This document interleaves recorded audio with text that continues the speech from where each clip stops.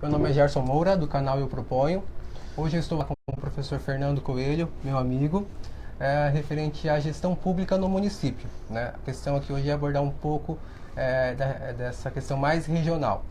Bom, Fernando, eu inicio te perguntando, ou melhor, é mais fácil que perguntar. Como se resume um pouco a gestão pública no município?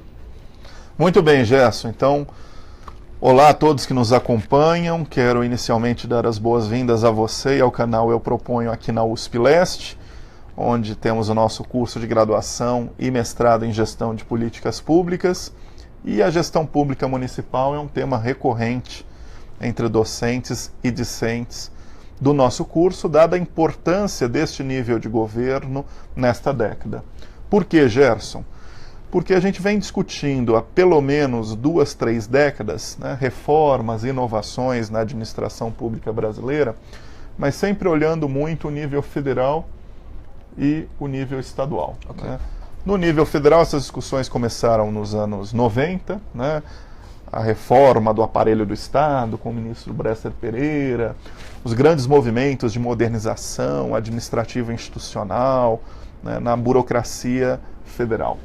Este movimento, de alguma maneira, ele se difundiu para as administrações públicas estaduais na primeira década dos anos 2000, até por um incentivo do governo federal, que fez um programa nacional de modernização do planejamento e gestão pública nos estados, chamado PNAGE, né, que identificou, a partir de alguns diagnósticos, as grandes limitações da gestão pública estadual e começou a incentivar, através de processos de capacitação, investimentos, a melhoria da gestão pública estadual.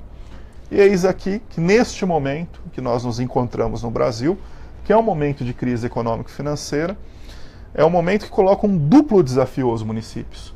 Porque os municípios, quando comparado com o governo federal e com os governos estaduais, estão atrasados neste processo de reformas, inovações e modernizações administrativas, né? E, ao mesmo tempo, fazer isso na situação atual, muitas vezes desprovido de recursos, é muito difícil, né? Então, como começar falando da gestão pública municipal, né? A gestão pública municipal no Brasil contemporâneo nós podemos dividir em 2 momentos. Antes da Constituição de 88 e depois da Constituição de 88. Antes da Constituição de 88, o município não era um ente na federação. Então ele acabava cumprindo muito mais um papel em termos de serviços públicos e políticas públicas, que era um papel reduzido, diminuto, restrito. Sim. Ou seja, o município acabava cumprindo um papel sem querer diminuir este papel, né, em termos de zeladoria. Né? O prefeito era a pessoa que cuidava do município, a praça está limpa, né? As pessoas estão felizes ali, com algumas questões mais de dia a dia. Okay. Né? Depois da Constituição de 88, isso muda. O município se torna um ente na federação e passa a ter competências muito bem definidas. Né? Lembrando que a Constituição de 88 é a Constituição Cidadã, que reconhece uma série de direitos sociais, e a partir disso esses direitos sociais precisam ser implementados, né, considerando a transformação dos direitos em políticas públicas. A educação, a saúde, a assistência social, inicialmente as políticas sociais, né, e na atualidade outras políticas, né, para além das políticas sociais. Então nós começamos a definir no Brasil alguns sistemas de políticas públicas, alguns mais estruturados, como o SUS na saúde, outros ainda não tão estruturados, mais recentes, né, como o Sistema Nacional de Cultura, que devagar também vai chegando nos municípios. Né. Qual era o papel, né, dos municípios dentro das políticas públicas em geral e das políticas sociais em particular? Então há uma transformação muito grande na gestão pública municipal brasileira, né, nesses últimos 30 anos. Lembrando que no ano que vem nós vamos completar 30 anos da Constituição, né, de 1988. Então os municípios foram se transformando. Quer ver um dado interessante? Quantos funcionários públicos nós temos na gestão municipal no Brasil? Né? Aproximadamente 7 milhões e meio. Com um crescimento, Gerson, de mais de 50% nos últimos 15 anos. Ou seja, se nós voltarmos 15 anos atrás, nós tínhamos praticamente né? Um número muito menor. Isso quer dizer o seguinte: os municípios estão tendo cada vez mais que se estruturarem nas mais diversas áreas de prestação de serviços públicos e de políticas públicas, que são de sua competência, mas muitos que também não são. Daqui a pouco eu falo disso, né? E eles vão tendo que formar essa máquina administrativa, né? Então mudou muito o que é a gestão pública municipal no Brasil. Embora essa mudança ocorreu, é uma mudança que não é homogênea. Nós temos distintas realidades na gestão pública municipal no Brasil. Afinal, são 5.570 municípios, né? Municípios de grande porte, né? Em regiões metropolitanas, como estamos aqui em São Paulo, podemos ir no Rio de Janeiro, BH, né? Nanos municípios, que são aqueles municípios de 4, 5 mil habitantes, né? Que praticamente se equiparam a um pequeno bairro quando nós falamos de uma grande metrópole, né? E cada um com os seus desafios, né? As suas circunstâncias e a sua realidade, né? Mas todos tendo que dar conta, né? Da mesma competência. Claro, em níveis de complexidade distintos, né? Muito bem. Então mudou o papel da gestão pública municipal. Ela tem que ser uma gestão pública muito melhor estruturada, para além de serviços de zeladoria, uma gestão pública pautada pela prestação de serviços de políticas públicas. E como eu dizia, diante do processo de redemocratização e ampliação do controle social, o cidadão bate na porta de quem? Não é do presidente da República, que está mais distante, e tão pouco do governador. Ele bate na porta do prefeito, né? Por quê? No município é o locus aonde as pessoas estão mais próximas do poder público, né? Então as pessoas começam a exigir da gestão municipal questões que muitas vezes sequer são da competência de um município. Nós podemos pensar a segurança pública no Brasil, constitucionalmente uma competência dos estados, né? Mas que os municípios tiveram que começar a adentrar nessa agenda, às vezes completando a insuficiência, né, das políticas públicas de segurança que advém dos estados, né? E também por pressão da própria sociedade. Porque a percepção da população é, mas se há uma sensação de insegurança, é culpa do prefeito, né? Não é do governador, não é do presidente. E no Brasil, como nós estamos num processo recente, né, ainda de redemocratização, embora passado 30 anos, o processo de aprendizagem social e de educação política é um processo lento, né? É quase que um processo geracional. É claro que a sociedade vai constantemente aprendendo, mas ainda não é muito claro para a maioria das pessoas qual é de fato o papel da gestão pública municipal, estadual e federal. E também ela não está preocupada muito com isso. Ela quer saber se o serviço público chega, se a política pública, que é de seu direito, está à disposição. Então hoje a gestão pública municipal tem que ser uma gestão pública tão bem preparada quanto as demais, para dar conta da oferta de serviços públicos e da provisão de políticas públicas. Então nós podemos dizer o seguinte: aumentou o nível de complexidade da gestão pública municipal quando comparamos, né, a gestão que era anterior à Constituição de 88. E neste momento, Gerson, de crise econômico-financeira, ainda pensando a forma em que o bolo é repartido, do ponto de vista tributário, entre União, Estados e municípios, né, muitos municípios estão vivendo uma calamidade econômico-financeira, né? Verdade. E muitos deles ainda têm que, usando muitas vezes o palavreado que é usado no métier político, passar o pires, né? Pedir recursos para o governador ou pedir para um deputado estadual ou federal fazer uma emenda parlamentar para completar esses recursos, né? Então veja, o momento da gestão pública municipal no Brasil é um momento bastante delicado, que se por um lado ela sofre uma grande pressão em termos de modernização da sua estrutura e do seu aparato administrativo, até para poder prestar mais e melhores serviços e políticas públicas, afinal o controle social está ali existente, e muitas vezes aqueles prefeitos que não conseguem transformar suas ideias em projetos ou não conseguem cumprir com as promessas de campanha, ele não consegue se legitimar e a alternância de poder vai se apresentar, né? Só que, por outro lado, né, diante de todos esses desafios, os recursos econômicos e financeiros ainda são, né, bastante insuficientes, né, considerando, né, a crise econômica e financeira e as demandas que vão sendo colocadas para a gestão municipal. Bacana. Bom, nós temos aqui já uma grande massa de pessoas acompanhando, 30 pessoas acompanhando. Que bacana! Aqui, eu acho que é extremamente importante compartilhar essas informações que você traz, Fernando.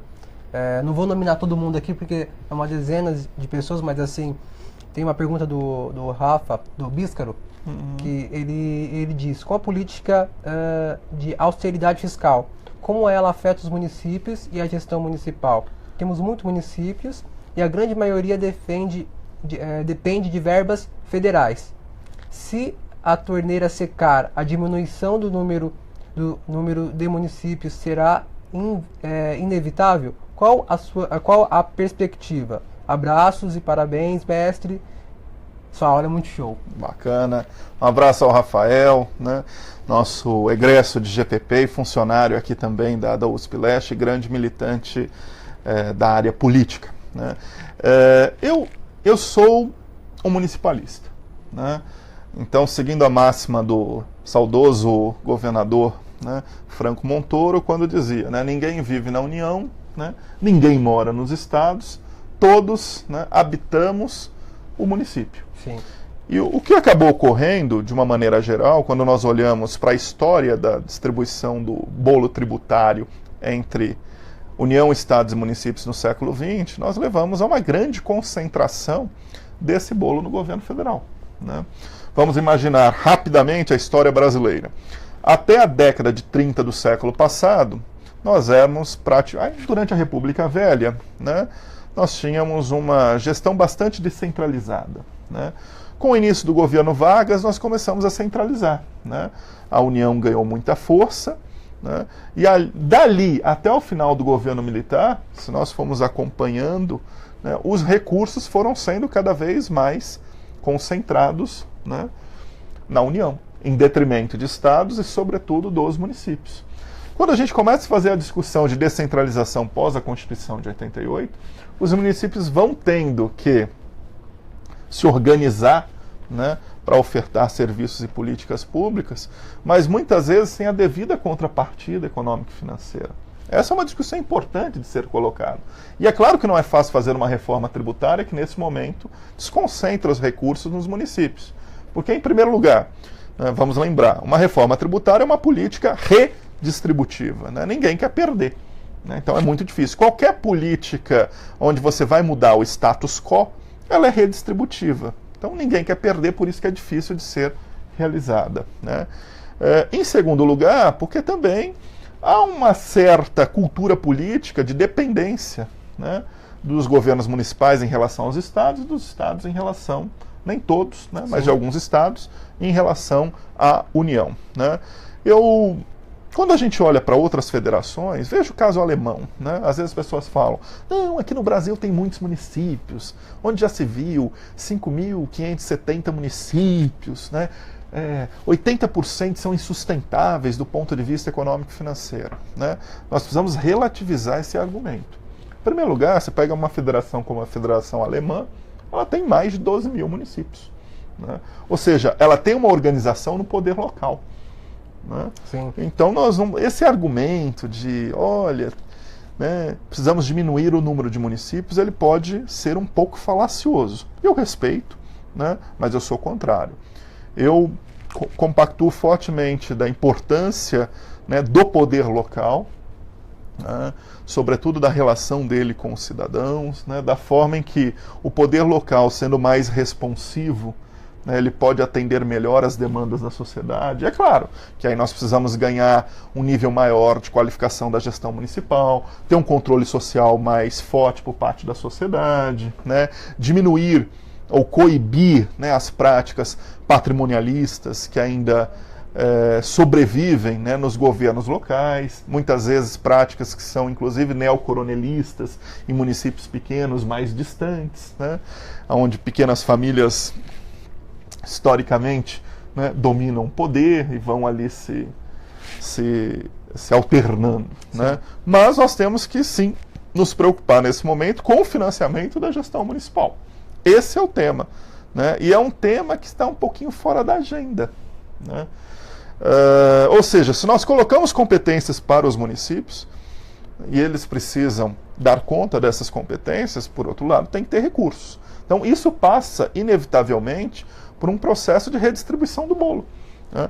Se a gente vai conversar hoje com atores importantes do municipalismo no Brasil, né, com representantes do Conselho Nacional dos Municípios, né, da Confederação Nacional de Municípios, com pessoas que vivem no dia a dia do poder local e abraçam a causa municipalista, a maioria delas vai partir, né, para esse apontamento, né, da necessidade de redistribuir o bolo, né? Eu sou particularmente contrário, né, à questão da diminuição do número de municípios. Obviamente que também tem um processo inverso. Nós podemos parar e pensar que pós-88 nós tivemos também uma economia política da criação de municípios no Brasil, a partir dos mais diversos interesses. Tem muitos trabalhos acadêmicos que demonstram isso, né? A forma em que municípios, né, foram sendo fatiados, alguns distritos foram ganhando autonomia, se tornando municípios, por determinados interesses, né, políticos, ou pensando na própria redistribuição de recursos, né? Mas vamos tentar partir da discussão do zero, tal como está, né, sem voltar para trás. A grande questão é como que nós garantimos um financiamento, né, municipal condizente. Claro, cobrando contrapartida dos municípios. Sim, sim. Né? Nós temos muita mazela ainda na gestão municipal, né? Claro, assim como ocorreu com governos estaduais, né, que foram modernizando a sua gestão pública, até como forma de contrapartidas, para receberem recursos do governo federal, né? Isso a gente observou dentro do Brasil nos anos 2000, né? Agora o mesmo tem que ocorrer na gestão municipal, né? Criar um programa nacional de apoio à gestão pública dos municípios. Ou seja, como que de um lado governo federal e os governos estaduais podem apoiar a modernização administrativa dos municípios, né, e cobrar uma contrapartida, né? Ou seja, colocar metas claras, né, e pensar isso não apenas olhando para municípios que tenham uma determinada capacidade estatal, porque a gente às vezes discute gestão municipal no Brasil, Gerson, com um olhar da realidade do município de grande porte. Então, às vezes, tem um gestor público em Brasília, pensando uma determinada política pública, esse cara está pensando, às vezes, que o Brasil é um conjunto de X municípios igual São Paulo, São Bernardo, Guarulhos. Não, isso não é regra, isso é exceção, né? 90% dos municípios brasileiros têm menos do que 50 mil habitantes. Sim. Então nós temos que pensar a realidade do pequeno e médio município, né?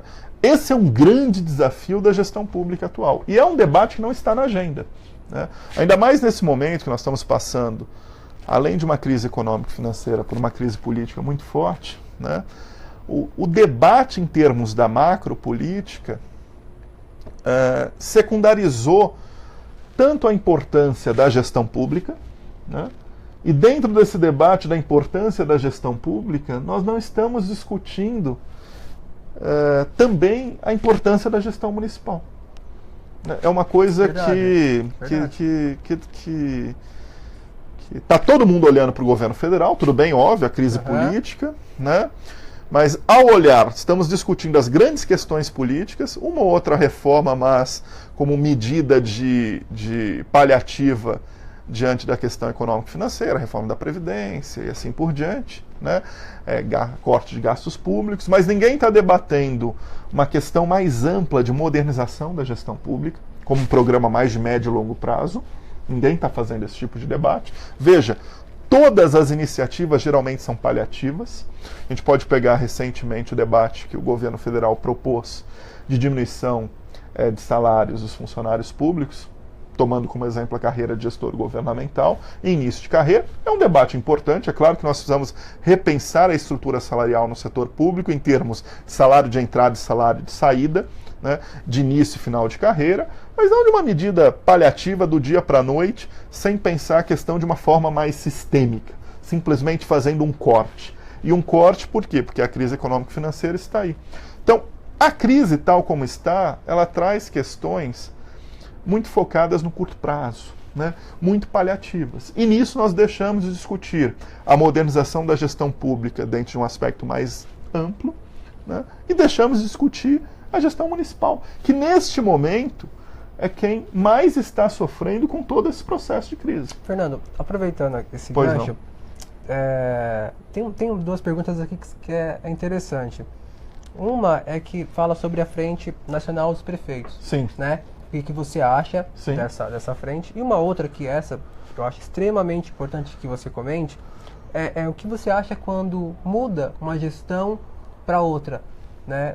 O que você acha quando um prefeito deixa uma e o outro assume nessa mudança? Bom, em primeiro lugar, a primeira pergunta da Frente Nacional, né? Eu acho que qualquer forma de agremiação de atores do poder local para fazer um debate, né, da importância da gestão municipal no Brasil é bem-vinda. Claro que cada uma tem a sua orientação política, tem as suas ideias, né, mas nós precisamos adensar novamente o debate no Brasil sobre a importância da gestão municipal, né? E essas frentes de prefeitos são importantes nesse sentido, assim como a Confederação Nacional dos Municípios, entre outras instituições que militam em torno da temática da gestão municipal no Brasil, né? A grande questão é que muitas vezes você tem hoje um conjunto de instituições, né, cada uma com a sua ideia, e acaba não tendo uma convergência em termos de uma formação de uma agenda mais ampla. Então o tema já não é plenamente discutido e os atores estão fragmentados, então a força, né, em termos de debate é muito pequena, né? Quer ver uma questão interessante? Como que hoje você, dentro do Congresso Nacional, será que é possível nós falarmos de um conjunto de deputados com uma orientação mais municipalista? Esse é um debate que não existe, né? De uma frente parlamentar municipalista é muito pouco, né? Então, como que a gente vai pensando esses diversos atores e convergindo para uma agenda mais ampla, né, em termos de melhoria, aperfeiçoamento, o nome que queiram dar, em torno da gestão municipal?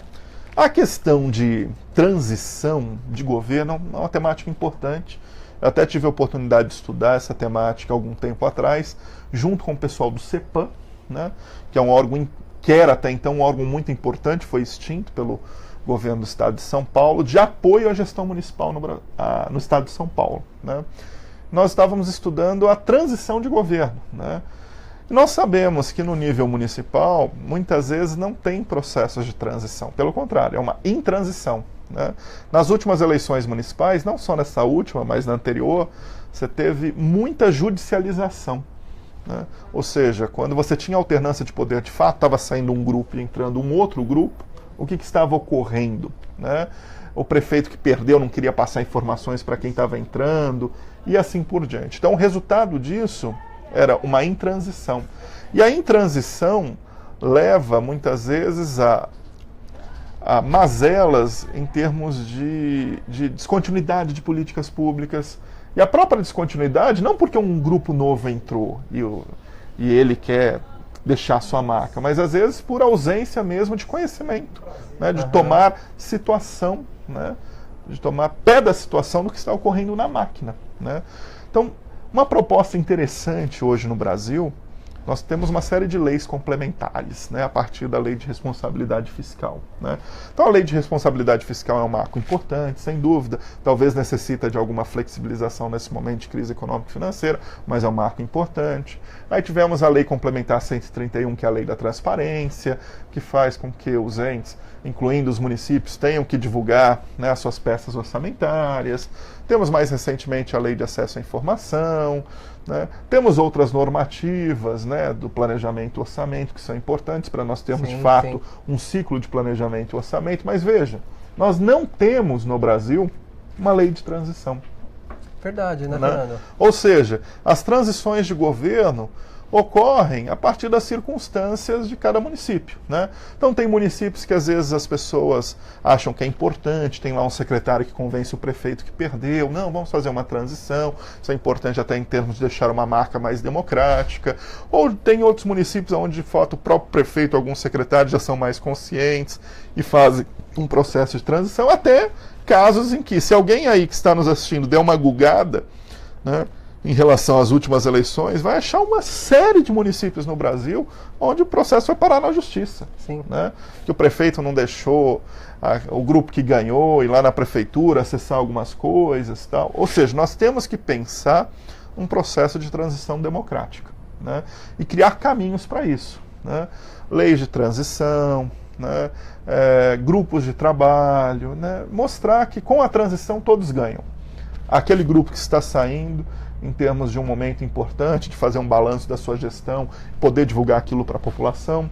O grupo que está entrando, de tomar pé da situação, ver o que tem de bom em termos de políticas públicas que podem ser continuadas e aperfeiçoadas. De uma maneira geral, quem ganha é a sociedade, sim. Né? O cidadão. Muito bom.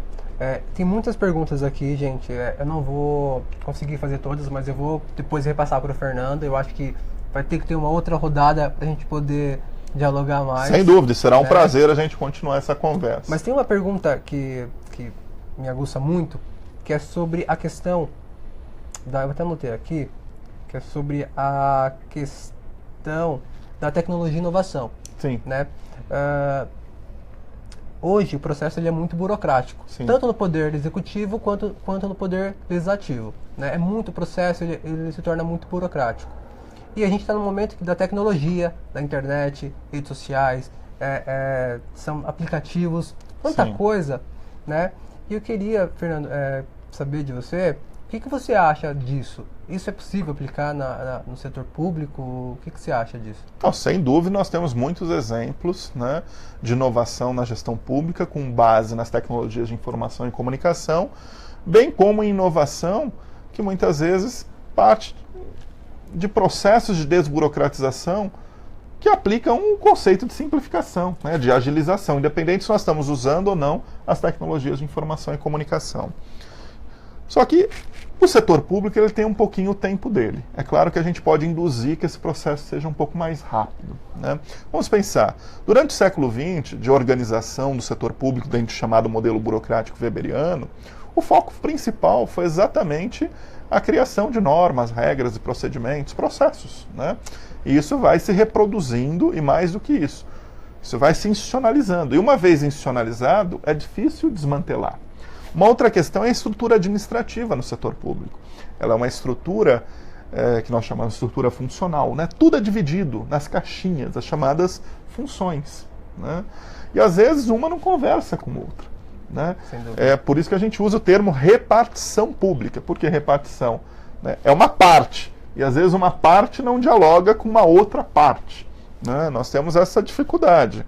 Imaginem vocês essa realidade nos municípios. E tem muitos municípios que sequer ainda completaram o modelo burocrático mínimo. Sequer têm estruturas administrativas e processos administrativos. As coisas ainda em muitos municípios são muito soltas, discricionárias. Então, às vezes, na realidade da gestão municipal, dar esse salto, né, já para um modelo, vamos assim chamar, pós-burocrático, mais flexível, baseado em redes, mais aberto, dialógico com a sociedade, utilizando as tecnologias de informação e comunicação, é uma coisa que está muito distante. Mas é possível ser induzido. Né? Então você vai tendo iniciativas aqui e acolá. Né? Certamente os municípios hoje que têm maior capacidade estatal começam a olhar para boas práticas que já existem em termos de governo federal e governos estaduais. As primeiras boas práticas de desburocratização são os grandes sistemas de atendimento ao cidadão, que aqui em São Paulo nós chamamos de poupa-tempo, na Bahia é o SAC, em Goiás é o VaptVupt, em Minas Gerais é o AI. Né? A gente pode pensar, como pensar uma loja de atendimento similar, né, ao poupa-tempo nos municípios. Sim. Isso é uma coisa interessante. Nós temos exemplos hoje de lojas de atendimento em nanomunicípios. Né? Nós tivemos recentemente numa disciplina de imersão do nosso curso, no interior de São Paulo, onde um município de 4 mil habitantes tinha uma loja de atendimento que era muito bacana, que praticamente canalizava os pedidos dos cidadãos, por exemplo, em relação a questões que antes eram apresentadas diretamente no gabinete do prefeito, né? E então você gera uma forma que despersonaliza, né, a figura do prefeito, leva para um sistema. Então as pessoas que iam pedir poda de árvore, imagina, num pequeno município, a pessoa vai pedir poda de árvore para quem? Para o prefeito, para o vereador. Sim. Né? Então, cada município tem a sua realidade. Então, a desburocratização deve ser pensada a partir dos desafios locais. E é possível, sim. E uma coisa muito importante é as pessoas imaginarem que esse processo de desburocratização não depende de grandes investimentos, né, em tecnologias de informação e comunicação, modelos vultuosos. Não, pode ser feito dentro de uma simplicidade. E muito da inovação no setor público, por trás dela, tem a adoção de simplicidade. Né? E aí a gente precisa levar isso em consideração. Eu acho que este é um dos desafios para a gestão municipal. Né? Dentro desse processo de reforma ou de modernização administrativa, levar adiante também, né, os processos de simplificação administrativa, desburocratização, e muitos desses processos devem sim fazer uso das tecnologias de informação e comunicação. Não, muito bacana. Bom, pessoal, o professor ele tem outro compromisso daqui a pouco, mas sempre que a gente terminar uma roda de bate-papo ou um bate-papo com um membro aqui no Eu Proponho, eu vou pedir para deixar uma sugestão ou até mesmo algum comentário que ao término desse ciclo de debates do Eu Proponho, a gente vai ter um documento oficial com esses bate-papos que vai servir para a sociedade, enfim, para acadêmicos, para quem for necessário. Então eu queria, Fernando, que você até falasse um pouco mais e deixasse uma proposta para nós. Bom, já que falamos dos desafios da gestão pública municipal e muitas vezes das dificuldades que a maioria dos municípios, sobretudo os municípios de médio e pequeno porte, tem para levar adiante projetos de modernização e reforma administrativa, eu proponho que, né, nós tenhamos hoje, partindo do governo federal ou de alguns governos estaduais, programas de apoio à modernização administrativa nos municípios. Né? Ou seja, para além da discussão da melhoria dos sistemas de políticas públicas, né, que são as atividades finalísticas, da educação, da saúde, da assistência social, da cultura, que também haja um programa de apoio à melhoria das atividades meio. Né? Ou seja, muitas vezes o pequeno município tem dificuldade de realizar compras públicas. Como a gente pode pensar a melhoria das compras públicas nos pequenos municípios? Muitas vezes o pequeno município tem dificuldade de realizar concurso público, de organizar, porque ele não tem recurso para contratar uma grande fundação para fazer uma prova. Como realizar um concurso num pequeno município? Né? E isso nós podemos ir pensando por uma série de outros institutos. Né? Então aqui falei de dois institutos, Instituto de Compras Públicas e Instituto do Concurso Público. Agora imagine uma série de outras atividades meio, que são muito importantes para o funcionamento da máquina pública. E é importante também que as pessoas compreendam que por trás de uma boa política pública, você tem um back-office, né, de gestão pública. Né? Se aquela política pública é boa, por trás dela tem uma gestão pública ocorrendo, em termos de atividade meio, de suporte, de apoio. E muitos municípios hoje pecam em termos de políticas públicas porque não estão estruturados minimamente em termos de gestão pública. Muitos municípios hoje perdem a oportunidade de captar um recurso do governo federal ou de um governo estadual porque sequer tem a capacidade de alguém no âmbito do município sentar e escrever ou elaborar um projeto para a captação desse recurso. Verdade. Então nós precisamos criar, né, um sistema, um programa de apoio, o nome que vocês queiram dar, né, mas que parta do governo federal e também dos governos estaduais para apoiar, né, os pequenos municípios no Brasil. A responsabilidade da melhoria da gestão pública municipal nos municípios de pequeno e médio porte também é do governo federal e dos governos estaduais. Nossa, muito bacana. Acho que já iniciamos com o pé direito. Que bom. Isso é fundamental. Bom, pessoal, agradeço. Esse é o nosso primeiro diálogo do canal Eu Proponho. né? Fiz questão que fosse com o professor Fernando Coelho, é um homem que eu admiro pra caramba, não só pela sua trajetória, mas é o que ele passa de ensinamento. Eu acho que isso aqui foi como uma aula, né? Quem participou de uma atividade que teve no primeiro semestre aqui, com aulas ministradas por diversos professores e gestores, né? Foi magnífico. Na próxima semana, na terça-feira, eu estarei com a professora Patrícia. Nós iremos falar sobre meio ambiente e resíduos sólidos, tá? Às 9 horas da manhã. Então já fica o convite para você e para você acompanhar também, viu, Fernando? Sim, sem dúvida. Sempre tendo disponibilidade na agenda, vou estar acompanhando aí as postagens de vocês do Eu Proponho e, na medida do possível, se eu não conseguir acompanhar ao vivo, eu assisto o vídeo depois. Tem que curtir a página também, né? Isso aí a gente vai fazer daqui a pouco já. Então tá bom. Fernando. Tá certo? Obrigado, viu? Já fica o convite para a próxima. Legal, um abraço, pessoal. Obrigado, até mais. Valeu. Fechou a gravação? Deixa agora. O pessoal tava batendo aí já, né?